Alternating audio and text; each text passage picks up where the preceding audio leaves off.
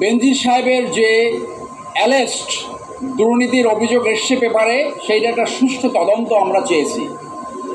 আমরা যখন এই রিট ফাইল করি, তারপরে আমরা জানতে পারলাম যে একটা তদন্ত কমিটি গঠন করেছে দুর্নীতি দমন কমিশন।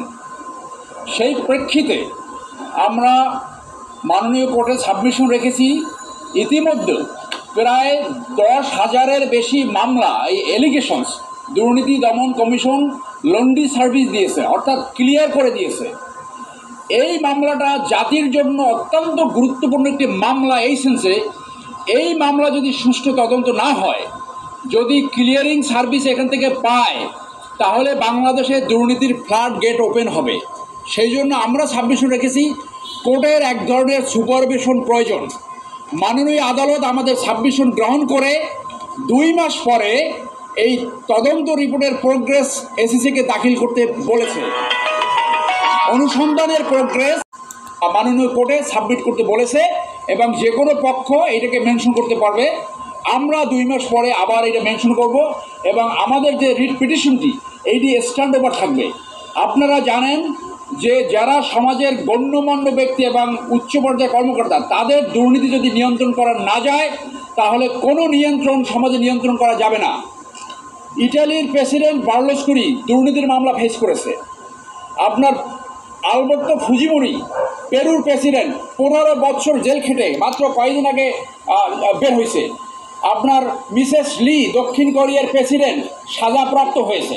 সেইখানে একজন সরকারি কর্মকর্তা কি করে হাজার হাজার কোটি টাকার দুর্নীতির অভিযোগ আসতে পারে, এইটার তদন্ত করা, সুষ্ঠু তদন্ত করা জাতির স্বার্থে, জনগণের স্বার্থে অত্যন্ত অত্যন্ত গুরুত্বপূর্ণ। সেই জন্য আমরা চাই যে একটা সুষ্ঠু তদন্ত যাতে হয়, যাতে এইটাকে কোনোভাবে ক্লিয়ার সার্ভিস এসিসি না দিতে পারে, কোনোভাবে ম্যানিপুলেটেড না হতে পারে, কোনোভাবে ম্যানেজ না হতে পারে। বাসিরের ঘটনা আপনারা জানেন যে এসিসির একজন কর্মকর্তা এবং একজন পুলিশ কর্মকর্তা কীভাবে ঘুষ লেনদেন করে দুর্নীতির মামলা সেটাকে ম্যানেজ করতে চেয়েছিল। আমরা সেই জনস্বার্থে আসছি এবং জনস্বার্থের মামলা যে কোনো নাগরিক under article 21 of the constitution তারা করতে পারে। তারা যে লোক অ্যাসিস্ট্যান্টের কথা মাননীয় আদালত জানতে চেয়েছিল, আমরা বলেছি অনেক মামলা এটা সেটেলড আছে, যে কোনো নাগরিক এসে এই মামলা করতে পারে। অতএব এই কোশ্চেন অফ লোকাল স্ট্যাটাস যে নাই, সেটা ডাজ নট অ্যারাইজ। অতএব আমরা মনে করি আমরা যেটা চেয়েছিলাম জনস্বার্থে, আমরা মাননীয় কোর্ট থেকে সেই আদেশ আমরা পেয়েছি। সবাইকে ধন্যবাদ।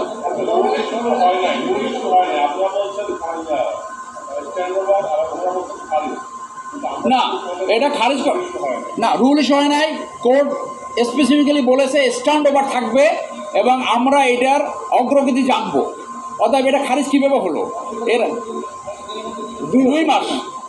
2 মাসের ভিতরে অ্যারাউন্ড 2 মান্থস একটা অগ্রগতি রিপোর্ট এসিসি সাবমিট করবে মাননীয় কোর্টে। অর্থাৎ এই মামলাটা বহাল আছে, এটার স্ট্যাটাস হলো স্ট্যান্ড ওভার।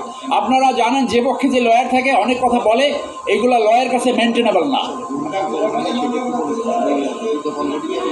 রুল ইস্যু এই কারণে রুল ইস্যু হয় নাই, অত্যন্ত যুক্তিসঙ্গত রুল এই মুহূর্তে ইস্যু আমরাও মনে করি প্রয়োজন নাই। এই কারণে যেহেতু দুর্নীতি দমন কমিশন একটি তদন্ত অলরেডি লঞ্চ করেছে, অর্থাৎ আমরা যেটা মেইন আবেদন ছিল সেইটা তো অলরেডি আমরা পেয়েছি।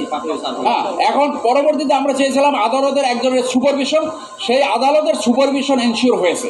সেই জন্য আমরা মনে করি যে জনস্বার্থে এইটা এসিসি সুষ্ঠু তদন্ত করতে বাধ্য হবে। কোনোভাবে ম্যানেজ লন্ড্রি সার্ভিস, আশা করি এটা লন্ড্রি সার্ভিস হবে না। যদি হয় তাহলে জাতির জন্য এটা একটা দুঃসংবাদ হবে।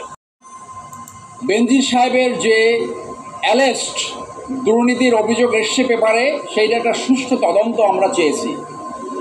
আমরা যখন এই রিট ফাইল করি, তারপরে আমরা জানতে পারলাম যে একটা তদন্ত কমিটি গঠন করেছে দুর্নীতি দমন কমিশন।